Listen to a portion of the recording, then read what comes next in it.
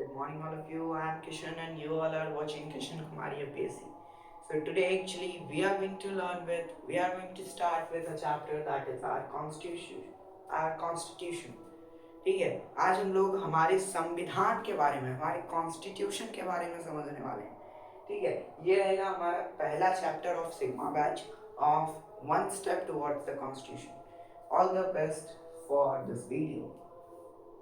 The constitution is the rule. देखिए, पहले हम लोगों को समझना पड़ेगा कि संविधान है what actually the constitution is, और ये संविधान की जरूरत. हाँ, मैं आपको एक फैक्ट पहले बता देता हूँ. मैं एक फैक्ट के साथ शुरुआत करना चाहूँगा कि हमारा जो संविधान है, ये कॉन्सेप्ट सबसे पहली बार कहाँ आया.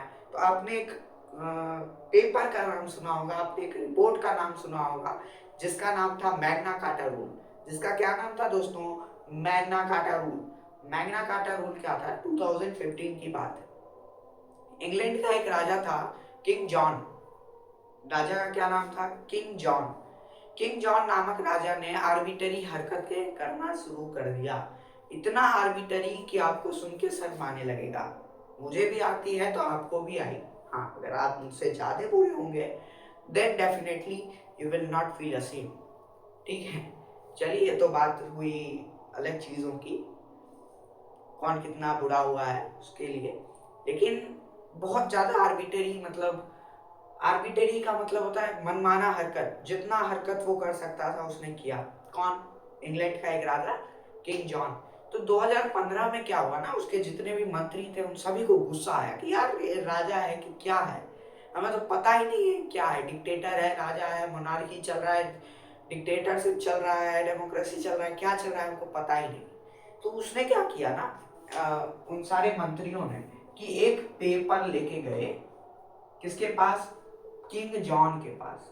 किंग जॉन के पास. और उस पेपर पे किंग जॉन तो इतना अच्छा बच्चा था नहीं कि वो साइन कर देता. तो किंग जॉन को पहले मारा. ठीक है, किंग जॉन को पहले मारा, खूब मारा, जितना मार सकता था उतना मारा, बस जान से नहीं मारा. और एक पेपर उसके सामने पेश कर दिया गया जिसका हेडिंग था Magna carta. Magna carta. Magna carta. और ये बात कब की है? 2015 की है. 2015, सॉरी, 1215 की, 1215 की. ठीक है, तो ये मैग्ना कार्टा नामक रूल लेकर के चला गया कौन? मंत्री लोग. किसके पास? किंग जॉन के पास, कि तुम इसमें साइन करो. और इस मैग्ना कार्टा में क्या लिखा था? हर एक वो चीज लिखा था, चाहे वो फंडामेंटल राइट हो, फंडामेंटल ड्यूटी हो. और ये मैग्ना कार्टा रूल जो है किंग जॉन को रोक रहे थे आर्बिटरी हरकत करने से.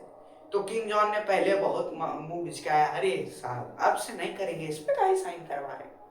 लेकिन जो मंत्री थे उस पे किंग जॉन पे भरोसा नहीं किया और किंग जॉन ने इस पे अपना साइन दे दिया. अब साइन दे दिया तो ये क्या बन गया? वहां का संविधान बन गया. तो वैसे ही करते करते ये एक पेज पे साइन करवाया, हम लोगों ने पूरी पूरी किताबें बनवा ली. पूरी पूरी किताबें बनवा ली. और इस किताब का नाम क्या पड़ गया? संविधान, कॉन्स्टिट्यूशन. तो अब समझ में आया संविधान क्या है. और आई होप कि आपको इसका फंडामेंटल भी पता चल गया होगा कि ये क्यों लाया गया. ये लाया गया ताकि जो गवर्नमेंट है जो कि रूल कर रही है किसी पर्टिकुलर एरिया को, वो आर्बिटरी हरकत ना करने लगे, मनमौजी हरकत ना करने लगे. इसीलिए उसको रोक लगाने के लिए लाया गया और जनता को कुछ फंडामेंटल राइट दिलाने के लिए संविधान को लाया गया. आइए देखते हैं हमारे बुक में डेफिनेशन क्या लिखा है. The constitution is the rule book. Book में कुछ और होगा, हमारा जो पब्लिश होगा उस बुक में कुछ और होगा. तो कॉन्स्टिट्यूशन क्या है कि एक गारंटी बुक है. क्या है बच्चा लोग? तो एक गारंटी बुक है. इस बुक में क्या है जो कि फंडामेंटल राइट को गारंटी करता है. फंडामेंटल राइट को गारंटी करता है, इंश्योर करता है कि हर एक जनता, हर एक सिटीजन को फंडामेंटल राइट मिले. जीने का अधिकार सबको मिले, मरने का अधिकार अब तो खैर पैसिव यूथनेशिया को अलाउ कर दिया गया है, वो भी सबको मिले. ठीक है, सोने का अधिकार सबको मिले, खाने का अधिकार सबको मिले. तो अधिकार की बातें कहाँ की गई है? संविधान में. फंडामेंटल ड्यूटी, भाई अब हमें इतना अधिकार दे देगा खाने पीने सोने का, तो हमारा भी तो कुछ कर्तव्य बनता है जिस पथ पे हम रह रहे हैं, जिस देश पे. हमारा भी तो कुछ कर्तव्य बनता है, तो उस कर्तव्यों को भी ये सुनिश्चित कर देता है। And set of jurisdiction for everyone in the country. Jurisdiction मतलब क्या होता है, उसका एरिया। जैसे एक ऑफिसर है, एक डीएम है, तो उसका एरिया फिक्स है कि तुम इसी डिस्ट्रिक्ट में हो बाबू, इसके बाहर अगर तुम गए तो तुम मारे जाओगे, इसके बाहर तुम्हारे लिए डेडलाइन है, इसके बाहर तुम्हारे पावर में कोई भी कुछ भी नहीं कर सकते हो। तुम अपने डिस्ट्रिक्ट के अंदर जो कर सकते हो करो। इंडिया में पीएम का रूल जुरिस्डिक्शन फिक्स है कि तुम ऑल ओवर इंडिया में ही हो। तुम इंडिया से बाहर अगर अमेरिका में जाओगे और वहां बोलोगे जय हिंद बोलो, तो वो लोग नहीं बोलेगा। क्यों बोलेगा भाई, क्यों बोलेगा? क्यों? क्योंकि तुम्हारा जुरिस्डिक्शन फिक्स है कि तुम इंडिया तक ही सीमित हो। ठीक है, तो यही डेफिनेशन था, यही जो था कोर कॉन्सेप्ट था कॉन्स्टिट्यूशन का। अब देखिए हमारी किताबों में लिखा गया है, मतलब मेरी किताब में मैंने लिखा है, बहुत सारे टॉपिक्स मैंने दिए हैं। Why do we need constitution, हमें कॉन्स्टिट्यूशन की जरूरत क्या है, हमें संविधान की जरूरत क्या है। तो हमारी किताबों में लिखा गया है कि संविधान की जरूरत हमें है। A constitution is needed to maintain order, justice and stability in a country। देखिए, एक कागज के बिना एक ट्यूशन नहीं चल पाता है। फॉर एग्जाम्पल, मैं एक ट्यूशन रन कर रहा हूँ जिसका नाम है किशन कुमार यूपीएससी। ठीक है, आप लोग जाकर के यूट्यूब चैनल पर सब्सक्राइब कर लीजिएगा। ठीक है, तो किशन कुमार यूपीएससी नाम का जो यूट्यूब चैनल है उसको मैं रन कर रहा हूँ। अब उसमें भी मुझे जरूरत पड़ती है कागजों की। क्यों भाई? देखो, मान लो एक इंसान है जिसका नाम है ईशांत। ईशांत ईशांत नाम का इंसान मेरे यहाँ काम करता है, मेरे यहाँ शिक्षक है, पढ़ाता है, किशन कुमार यूपीएससी में पढ़ाता है। अब हमको क्या करना है, इसको सस्पेंड करना है, तो इसे मुझे एक सस्पेंशन लेटर देना पड़ेगा, एक ऑर्डर पास करना पड़ेगा, नहीं तो नहीं काम चलेगा। नहीं तो पता चलेगा कि मैं मालिक हूं और ईशांत के ऊपर जो काम कर रहा था वो इसको सस्पेंड कर दिया और मेरे पूछे बगैर सस्पेंड कर दिया। मैं आ रहा हूं तो जान रहा हूं कि ईशांत तो सस्पेंडेड है, तो एक कोई एक अथॉरिटी तो होनी चाहिए ना, वही सस्पेंड कर सकता है, ऐसा कुछ। तो इन सारी चीजों को करने के लिए हमें संविधान की जरूरत पड़ती है कि संविधान ये हमें बता देता है कि भाई सुप्रीम कोर्ट सबका बाप है, अगर इसके ऊपर तुम गए तो अब कहीं तुम्हारा कुछ नहीं चलने वाला है। तो ये चीज सुप्रीम कोर्ट जो है, सॉरी कॉन्स्टिट्यूशन हमें बता देता है, हमें जस्टिस दिलवाता है कॉन्स्टिट्यूशन। कॉन्स्टिट्यूशन के तहत अगर कोई इंसान मर्डर करके जा रहा है तो उसको सजा भी मिलेगी, और कॉन्स्टिट्यूशन के ही तहत अगर कोई इंसान बेकसूर है तो उसे रिहा भी कर दिया जाएगा, बेल भी दे दिया जाएगा। किसके बदौलत? कॉन्स्टिट्यूशन के बदौलत।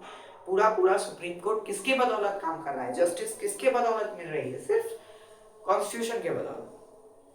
और कंट्री में स्टेबिलिटी लाता है। ठीक है, नहीं तो पता चलेगा कि हर दूसरे दिन रेजिलेंस हो रहा है। रेजिलेंस का सॉरी रेबिलियंस रेबिलियंस हो रहा है। रेबिलियंस का मतलब होता है विद्रोही। रेबल रेबल मतलब विद्रोही।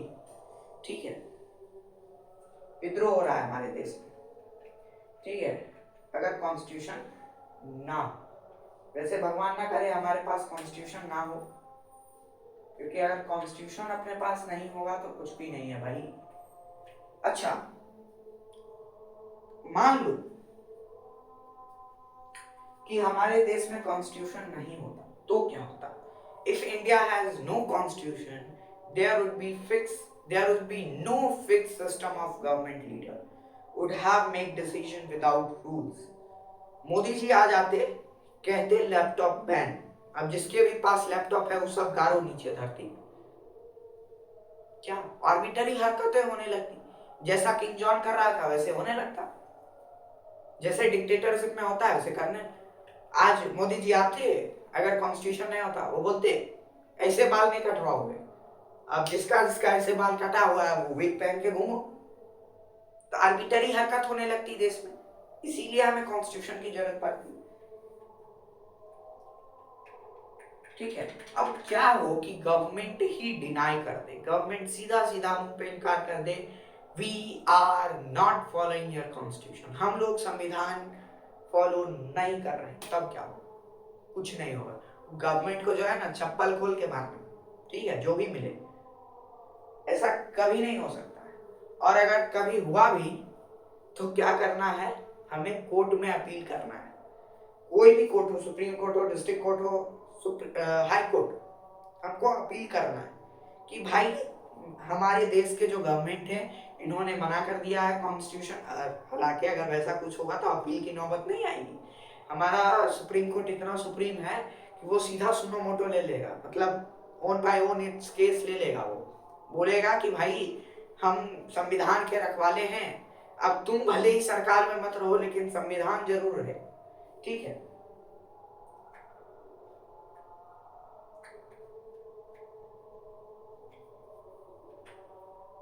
ठीक है, हम लोग मीडिया के थ्रू जा सकते हैं। दूसरा, हम लोग अपना फंडामेंटल राइट यूज कर सकते हैं। हम लोग सारे रिट्स का यूज कर सकते हैं कि भाई मेरे पास जीने का अधिकार है, लेकिन मोदी साहब कर रहे हैं कि जो भी बीजेपी का है वो जी सकता है और जो बीजेपी का नहीं है वो नहीं जिएगा। लेकिन मेरे पास तो जीने का अधिकार है, तो मैं फंडामेंटल राइट का यूज करूंगा और जाऊंगा।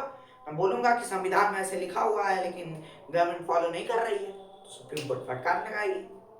ठीक है, मीडिया के थ्रू हम लोग ये चीजें कर सकते हैं। धन्यवाद आप सभी को। ये आज का चैप्टर 1 हमारा खत्म होता है। ये बस एक कोर कॉन्सेप्ट था। हम लोग we will raise the bar like anything. हम लोग सीधा ऐसे जाएंगे, ठीक है।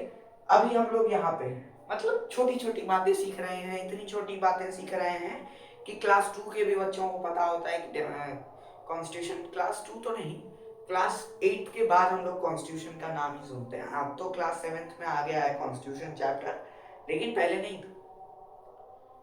ठीक है, तो कॉन्स्टिट्यूशन नाम ही हम क्लास 8 से सुनते हैं। वैसे ये कोर कॉन्सेप्ट था, ये सभी को पता होना चाहिए, तभी आपको ये बुक आगे काम आएगा। हमारा दूसरा चैप्टर है इंडियन डेमोक्रेसी, जो कि हम लोग सेकेंड पार्ट में पढ़ने वाले हैं। धन्यवाद।